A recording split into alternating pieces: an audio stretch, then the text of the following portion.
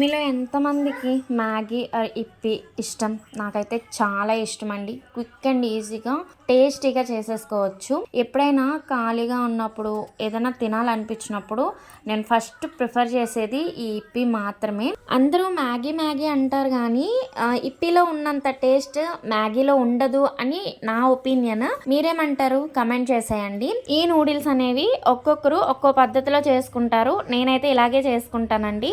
చాలా టేస్టీగా ఉంటుంది. ఇంకో 2-3 రకాలు కూడా చేసుకుంటాను. అవి నెక్స్ట్ వీడియోస్ లో అప్డేట్ ఇస్తాను. బట్ ఇది మాత్రం టాప్ 1 అన్నమాట.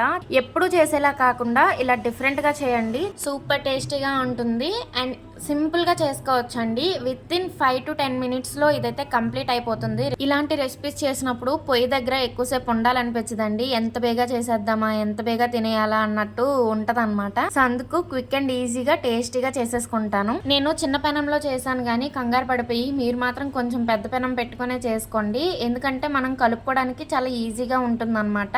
ఇంగ్రీడియంట్స్ అన్ని కూడా ఎందుకు చెప్పడం లేదు అంటే ఆల్రెడీ మీకు ఇంగ్రీడియంట్స్ అన్ని తెలిసే ఉంటాయి. జస్ట్ ఆ పద్ధతిలో చేసుకుంటే బాగుంటది అన్న ఉద్దేశంతో నేను ఇంగ్రీడియంట్స్ అనేవి మెన్షన్ చేయలేదు. అండ్ మనం వీడియోస్ పెట్టి ఆల్మోస్ట్ 5 months అయింది కదా, నన్ను అందరూ మర్చిపోయి ఉంటారు. ఇంతకీ అడగడమే మర్చిపోయాను, మీలో ఎంతమందికి ఈ ఇప్పి, మ్యాగీ, నూడిల్స్ ఇవంటే ఇష్టం? నాకైతే చాలా ఇష్టం అండి.